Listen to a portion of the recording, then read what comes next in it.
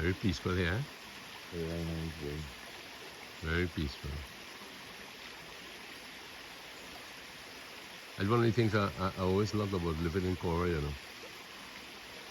You know? Just to walk out in the yard and look at the trees, have a fruit, an organic fruit.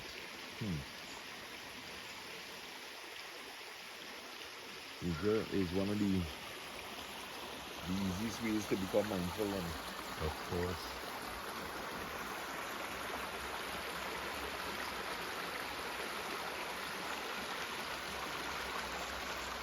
Yeah. You know, when my brothers had left Cora due to marriage and going on with their own family, I was left alone. And I know that's a subject we had crossed in when we did the Nostalgia series. But as you say, being mindful out here was a real treat, you know, boy. And it's free too. That's the thing, man. You can see why families will really want to come here and, you know, and enjoy the atmosphere. It's free, as you say. It's peaceful, it's beautiful. What is all in there? Yeah. Real nice flat land. Bamboo Grove, boy. Yeah, nice convenient steps coming down there. Yeah.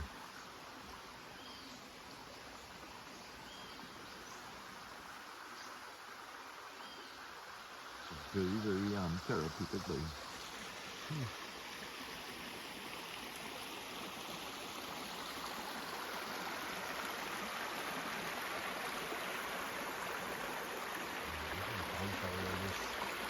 Nature songs. Indeed, eh? You know that people is actually make videos like this and just have it looping over and over again.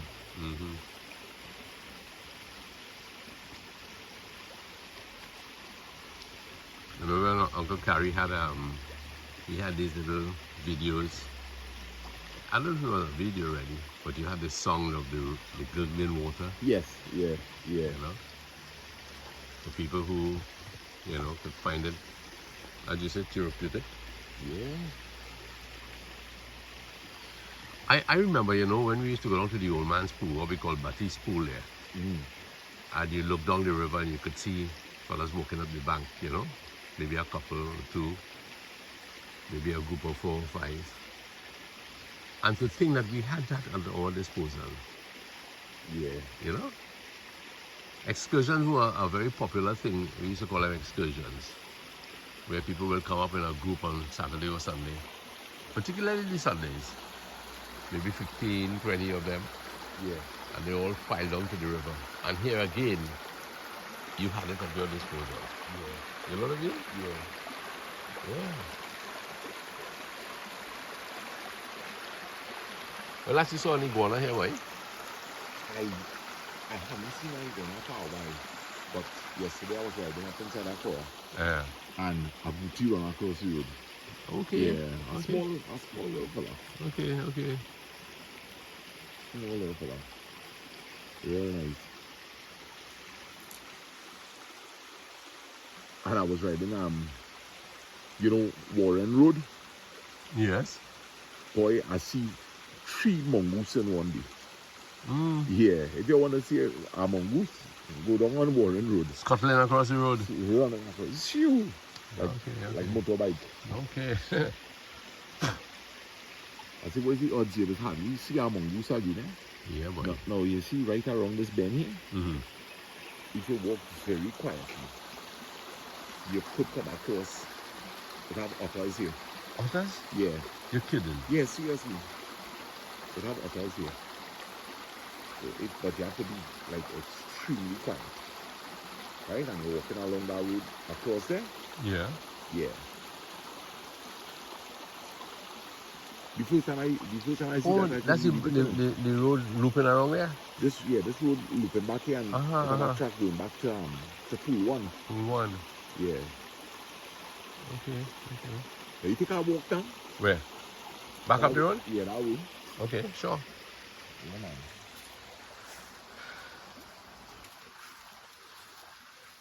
But this here is definitely a nice spot for like elderly people because you're parking up right on top there and you're taking your time, you're coming down these steps. Once you reach down here, look at how nice and flat Yes. the place is. As Sana is saying here it's ideal for elderly folk.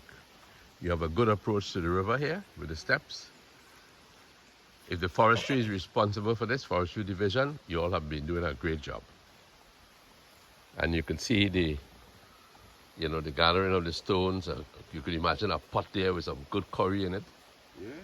Hey, one of the things that I miss about Cora Boy, you could have always found some of the Junction boys, Mahes, Kenny.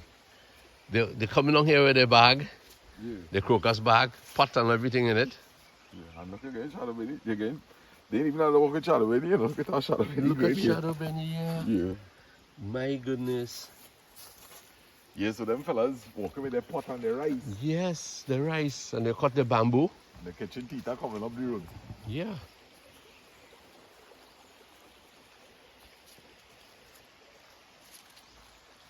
And they split the bamboo at the joint. Yes. They split it down, cut it, shape it up, and that's your plate. Yeah. And if you want to be inventive, you make a spoon too.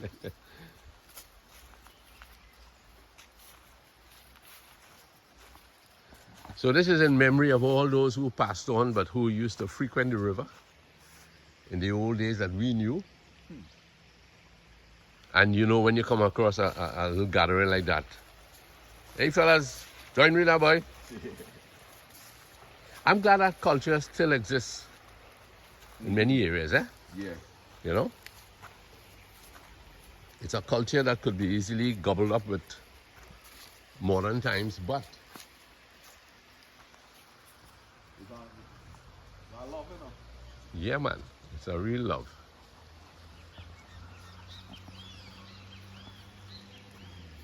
This is nice bamboo stool there.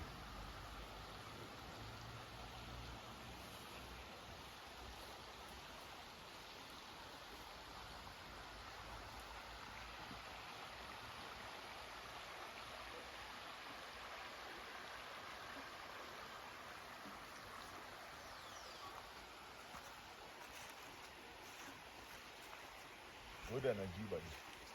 Mm-hmm.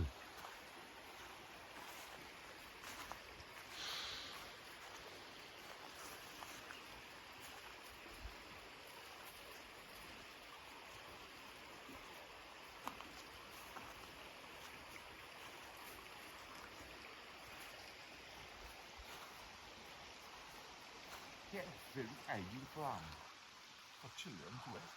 Yeah, it's perfect for kids. Really perfect.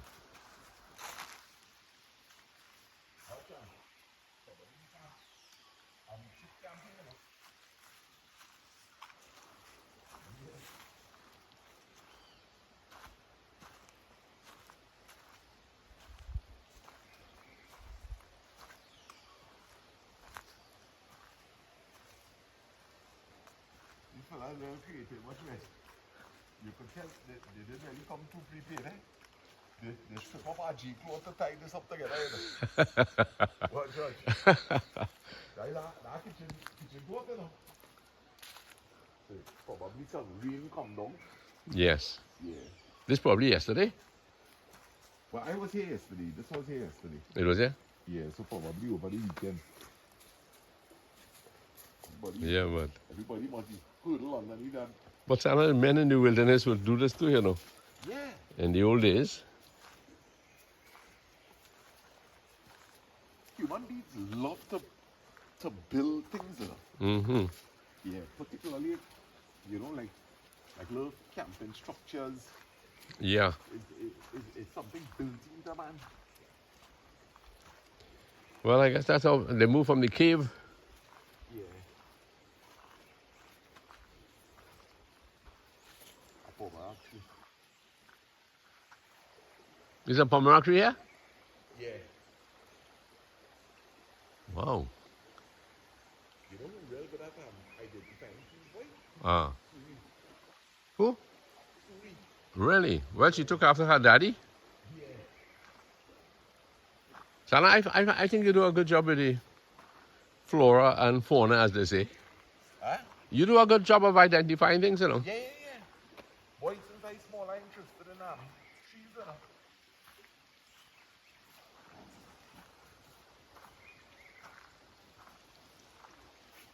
Geography was my favorite subject, boy. And if it's one subject I was expecting a distinction in, Oh, it's Joe. geography, and I got two in that. Why you were too you were too confident, I maybe? can't understand it. I don't know. I really don't know.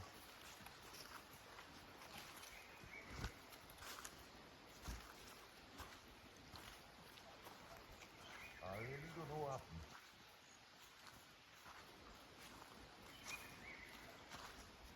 I could understand the ungraded in maths, but I can't understand the geography. Well, I find you have a good head for maths. No, yeah. I mean, when you used to do your woodwork in full swing, Yeah, that was, and I watch you, trying to calculate things. yeah, that was, I think you were pretty good at it. yeah. Well, that's the thing, when you get older, and you have to learn something, you have no choice, No. you know? But when you're in school, you're telling yourself, hey, I want to go and I want to go and buy something for yourself, boy. That's right. Your mind was on recess. It was on recess and lunchtime. This is ants already. Hold on there. I'm coming. Do you remember going to Asa Right and along the trail they showed you a huge But bank? a real big one put up inside. Sometimes you go in the forest and watch me. All that is ants hole, you know. Uh-huh. Yeah, okay, you see like how this here? Uh-huh. This is a part of that, you know. What we call Bajak? Now, I think this is like a kind of army ants or something. Like. Army ants, okay. Years ago about when Louise and I were just courting, Yeah. it showed a documentary that at the time, yeah, I'm talking about 1970, 71. And they said that in a few years, ants will rule the world, I would know that, though. But listen to me. Was there a time when some ants came through your home?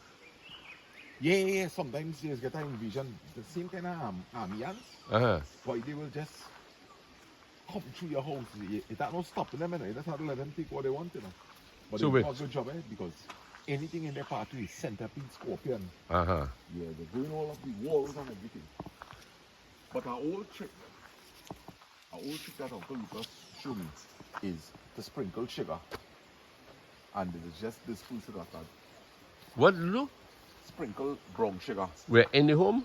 Like if you don't want them to come, just start to sprinkle brown sugar. So you mean they go behind the sugar? No, that's the strange thing. They ain't taking up the sugar. But somehow or the other, when I tried it, it just deterred them. You did it in the yard then? Yeah, like you see them coming from that way and you start to sprinkle sugar all here. And it will just deter them. I don't know what is causing it. That's peculiar. Yeah.